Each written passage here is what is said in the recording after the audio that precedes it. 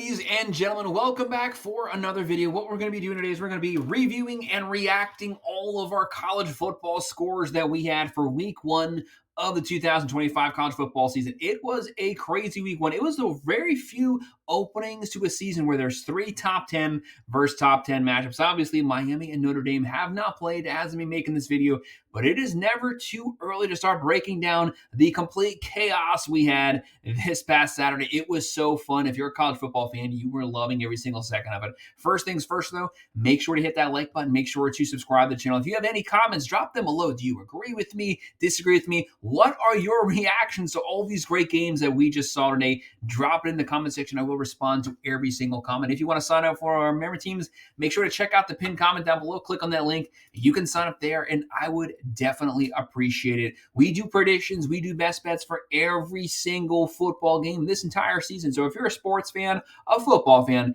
make sure to like and subscribe to the channel. So you'll see that we are currently on ESPN under our college football page, looking at all the scores we had for week one. Obviously, the only games left over are our Sunday games. I do have some videos about this breakdown, so make sure to check out our predictions and best bets for these ones. We have number 6, Notre Dame versus number 10, Miami coming up. Virginia Tech versus number 13, South Carolina. So there's still 3 top 25 teams to play for week one. Everybody else has played. Obviously, the biggest game of the day, the biggest game of week one was number 1, Texas Longhorns versus number 3, the Ohio State Buckeyes. What a crazy game this was. The Buckeyes, first off, props to Ryan Day, props to Heartline, props to Matt Patricia, props to this team. Look at what Saban was able to do. They were the defending national champion. A lot of pressure on them. They were at home to open up the season. Columbus, Ohio, Big Ten versus SEC. It was a showdown that everyone could not wait for. You had Arch Manning coming in with the Manning last name. He was riding that last name. A lot of hype for him. The most hyped player I've seen in college football in a very, very long time. Definitely did not live up to. You'll see 17 and 30 for 170 yards. I think 120 or 130 of those were all from the fourth quarter, basically garbage time. Got them within 1 touchdown. He did make some good throws at the end of the fourth, but none of that mattered. For the first 3.5 quarters, he looked completely rattled. The offensive line for Texas could not hold up at all versus that Ohio State front seven. How about Ohio State? These two teams sent 26 players to the NFL last season. Buckeyes won the national championship, lost a lot of their offensive pieces, defensive pieces. They've completely retold. They came here at home. They beat the number 1 Texas Longhorns. So we know when the next top 25 comes out, Ohio State probably is going to be back to being number 1. Right now, they're not just the defending champs. They are the team to beat. They had Saban got some good reps in here versus a great top 10 defense. He didn't light things up, but he had no picks, played well. He has Jeremiah Smith. He has Tate. It is a lot of weapons on this team. Props to the Buckeyes there. Next game, you have number 7, Oregon, beating Montana State. You might say, well, this is obvious. They definitely should have beat them because the Duckeyes have a top 10, top 5 overall roster. Dante Moore, the transfer, stepping in for Dylan Gabriel. He had a really good game here. Obviously, not playing the type of foe that he's going to see in Big Ten football, but you got to take it for what it is. They were able to run the ball. They played great defense. The wide receiver core showed the depth. Even with the injuries, they continue to play great football. Don't forget the Ducks last season started out really slow as their first game versus Idaho or Idaho State. They barely won that game. They barely won their first 3 games. They definitely did not get started slow this season, winning this one 59-13. Props to them. If they can be good this season, we all know they're going to be good. We all know they're probably going to make the playoffs, but if they can be really competitive, finish the season top 10, top 5, get back to the playoffs, the Big Ten has some really big names that are going to be very competitive this season. Next game, number 15, Florida defeating Long Island University. Not just defeating them, but curb stomping them, beating the crap out of them 55-0. I don't care who you play. If you shut a team out, we got to give you some props representing the SEC here. You had DJ Lagway. He was healthy. No issues with him. Just continue to stay healthy for the love of God. We want to see all these players stay healthy because us fans of college football, we just want to see good college football games. We don't want to see teams with good quarterbacks that are banged up not be able to play. You're going to need them. You have LSU coming up, and they're obviously going to have a lot of momentum. You have Miami coming up. You're going to need a healthy DJ Lagway, ball running well, Brown. They got to showcase their weapons. They got to show their depth. They got Jones Jr. here, some good reps, 12 of 18. There was no reason to leave DJ Lagway in there too long. Don't take any chances with him. You had Oklahoma number 18 winning versus Illinois State 35-3. Don't forget Oklahoma last season, their offense was a complete joke. They could not push the ball down the field. Their wide receiver core, they were all completely decimated, a lot of injuries. They brought in a lot of good players. You brought in the number one transfer portal quarterback.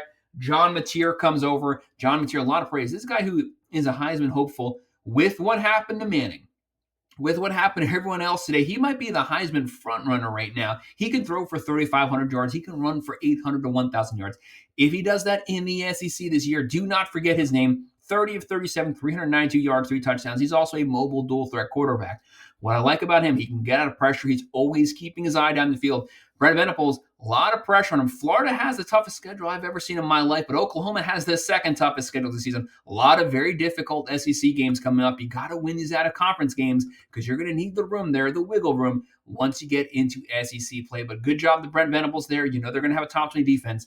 If they can get that offense rolling, keep your eye on the Sooners this season. Next one, this game is wrapping up, number 11 Arizona State playing Northern Arizona. Obviously, there's 13 minutes left in the fourth, but Arizona State, they're number 11. They won this one 31-13. The big thing here, Cam Skattebo is gone. How are you going to replicate that production? He had like 40% of this team's offensive production last season. He's gone. Levitt here, filling in just perfectly. I don't like him being the leading rusher here. The running back's got to take over this. I don't like him running 7 times for 73 yards versus Northern Illinois. Got to get that run game going, but how about Tyson back? They did not have Tyson, their leading receiver in their playoff run last season. Massive loss. Showed just how special he was, just how much of a piece of this offense he can be going forward. 10 receptions, 121 yards. Sam Levitt, make sure to remember this name, potentially back in the playoffs, but also for the NFL draft whenever he does decide to come out of college, which isn't yet. Next game, you had number 16 SMU coming off their playoff run last year, beating East Texas A&M 42-13. Jennings is back at the quarterback position, dual threat quarterback. He can sling it, he can run it, and they basically just always cherry pick all of these Miami transfers. Johnson here transferred from Miami. Romeo Benson transferred from Miami. 7 receptions, 121 yards. Yes, they weren't playing great competition, but SMU, really easy ACC schedule last season, able to get 10 wins, make the playoffs. Very easy ACC schedule this season. If they can continue to win these games, especially the cupcakes, they can find themselves in the double-digit win category coming out of one of the Power 4 conferences. That could, again, get them back to the playoffs. Rhett Lashley, the guy knows what he's doing there. Next game, Penn State, number 2, 46-11. I thought this game was a little too close for too long, but hey, they won it. They won it convincingly. Very talented team, bringing back a lot of juniors, seniors, veteran-laden team. It showed the last couple seasons, Michigan. Buckeyes, it's the team with the most veterans, with the most experience that was able to make a deep playoff run here. Drew Waller, 22 of 26, 217 yards. I don't like this right here. You have one of the best 1-2 running back punches in the country, if not the best. Singleton, Allen, they didn't do much this season. Yes, you did not need them to do much, but they were only averaging 3 to 4 yards a carry. That's not going to cut it versus Nevada. You're going to be playing much stiffer competition than that. Oregons, the Michigans, the Ohio States. What I mean by that is the Big Ten overall is a very deep conference. You might not play all those teams this season, but the conference as a whole is very deep. You got to get that run game going. But the transfer from Syracuse actually looked really good. Pena, great game. I think he had 7 receptions for 77 yards. First game with the Nittany Lions in real time. He played well. Drew Waller, gotta love that with the loss warrant here. Coming in next, we had this was a really good game. Our second top 10 versus top 10 matchup. Number 9, LSU defeating number 4, Clemson. It looked like this was Clemson's game the whole first half. They were shut out. You see 3, 7, 0, 0 the third and fourth quarter. They got shut out. Cade Klubnik, not his best performance. He looked like, 2023 Cade Klubnik. He looked really good last year. Year 2 with Garrett Wright, took a lot of steps forward, 36 touchdowns, 6 picks. He was a mobile dual threat quarterback, 450 rushing yards, 6 rushing touchdowns. He ran for 1 yard today on 8 rushes. That's not going to cut it here. I said before the game, which, hey, I will call it like it is. I did pick Clemson to win this game just like everybody else did. They lost. Props to LSU. This was Tigers versus Tigers, Death Valley versus Death Valley. LSU, Brian Kelly, they won this game. Blake Baker in that defense, second year in that scheme. They looked really good. How about Gary Nussmeier? I'm sorry, guys. I thought that was a touchdown. These numbers should be even better. He throws a very beautiful deep ball. Their wide receiver core, one of the best, but Clemson has a very deep wide receiver core. They had a top 10, a top 5 offensive line. That's what every pundit was saying. Their offensive line was going to abuse LSU. They got abused. Cade Klubnik under a lot of pressure. he did not handle it well throwing the balls in the dirt. To me, they had to roll that pocket, get him in motion, roll it to the side, get him slinging to where he had the option to go mobile, dual threat, and run the ball, but also try to find that talented wide receiver core down the field.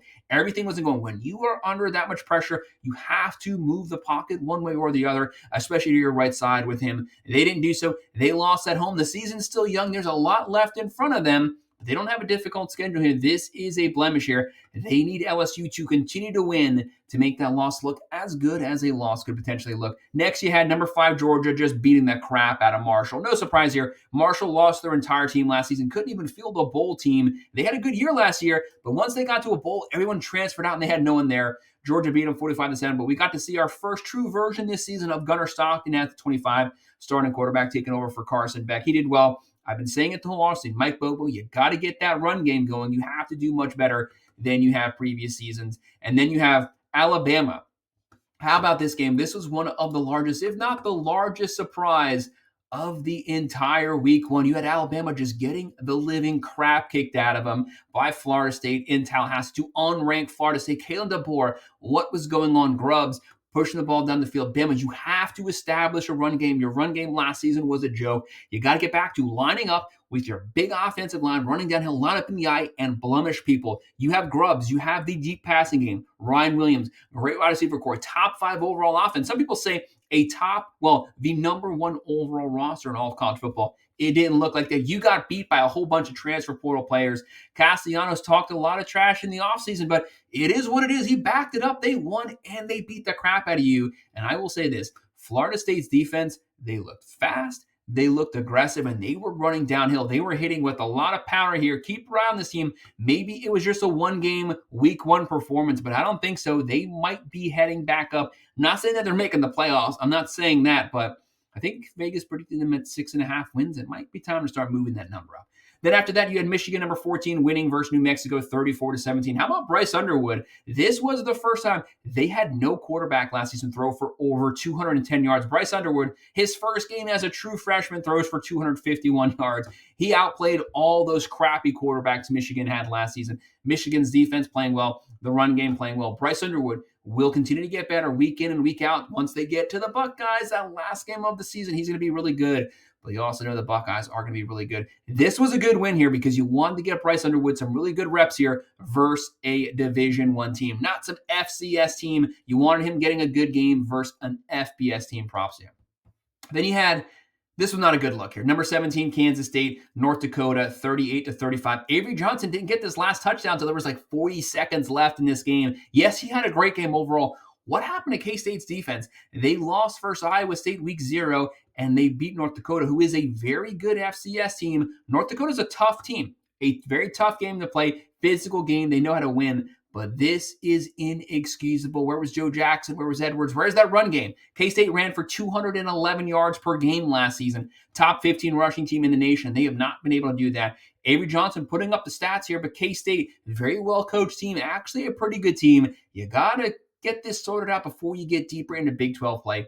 Then after that, number 19, the Texas A&M Aggies versus UTSA. This was pretty much very close to the score that I predicted for this game. The Aggies pulled away third, fourth quarter, had to leave their starters in. Marcel Reed, great game. Mike Elko, physical discipline. He wants to run the ball. He wants to play great defense. He wants to win the game in the trenches.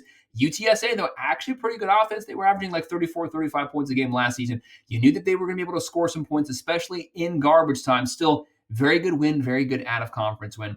Then you had Indiana, number 20, winning this one, 27-14. They were heavy favorites here. This is not a good score win here, but a W is a W. Take it. All Curt Cignetti does is win. He loves to tell you that. This was also the first game for Mendoza transferring over from Cal.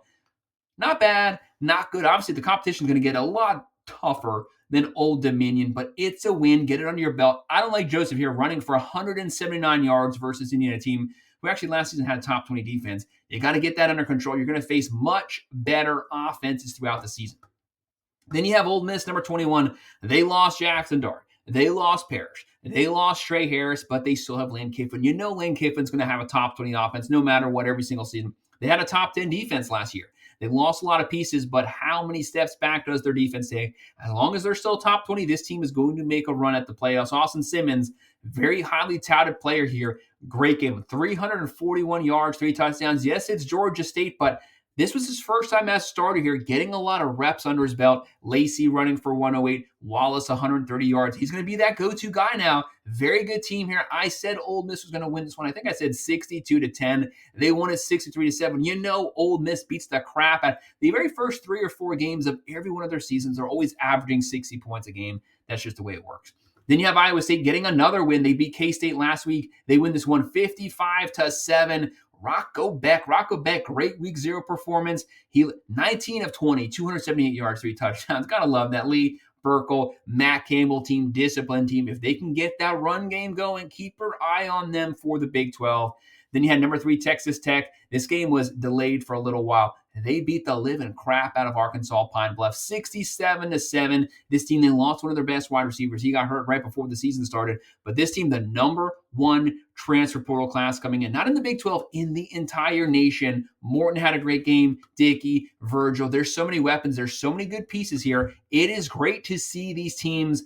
The one thing the transfer portal's done is it's kind of evened out college football. There's some teams in some places that are becoming extremely competitive. I would love to see Texas Tech get back on top because I remember the old Mike Leach days. That was still really good, fun football to watch. Let's get them back on top. Why not? Then you have Syracuse here losing to Tennessee, number 24, Tennessee, 45-26. Tennessee was favored to win this one.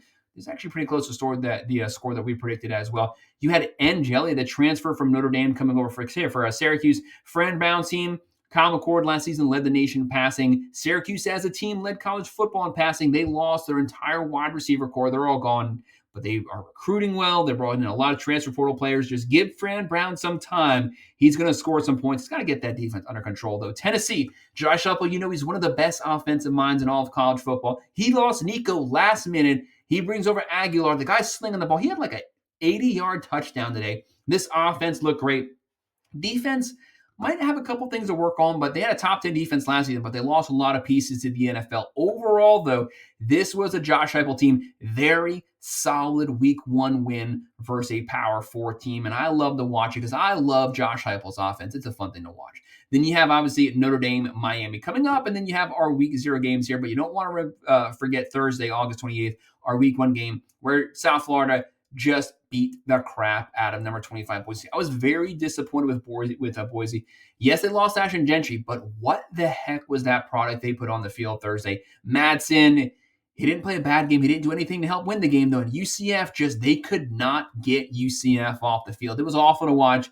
Boise's obviously going to be getting kicked out of the top 25. And Illinois, Friday beating Western Illinois 52-3. No surprise there. You know this team's going to be physical. That's what they do. Some people are saying they're this year's Indiana. We will have to wait to see. But Luke Altmaier, this is like his 3rd or 4th year starting. A lot of experience on this team. Guys, I just want to make sure to just react to those top 25 college football games we had. It was a crazy week 1. Like I said, 3 top 10 versus top 10 matchups. You never get that week 1. Props to these teams, and there was some surprises there. You had LSU upsetting Clemson. It was Clemson's game, and LSU took it away from them. And then you had Florida State just beating the living crap out of Alabama. Who saw that happening? Probably no one outside of the Florida State fans. And then you had number 1 Texas going down to the Buckeyes. We did pick the Buckeyes to win, so no surprise there, but it was just the complete domination at the line of scrimmage. And Arch Manning, it's way too early. Some people are saying he sucks, and they're starting to panic and all that. Everyone slow down. Yes, it's his 3rd season in college football. 1st season as a starter here. He should be well adapted to this playbook. I don't know what Steve Sarkisian was doing. They were playing very conservative football the first 3.5 quarters, not till the 4th quarter when they went up-tempo. He was much more comfortable in the up-tempo offense. Maybe that's something they should stay in a little while longer. Anyways, guys, that's our reaction to our week 1 games. Make sure to hit that like button. Make sure to subscribe to the channel. If you have any comments, by all means, drop them below. If you want to like and subscribe, make sure to do that. Let me know what your thoughts are. I will respond to every comment. Thank you.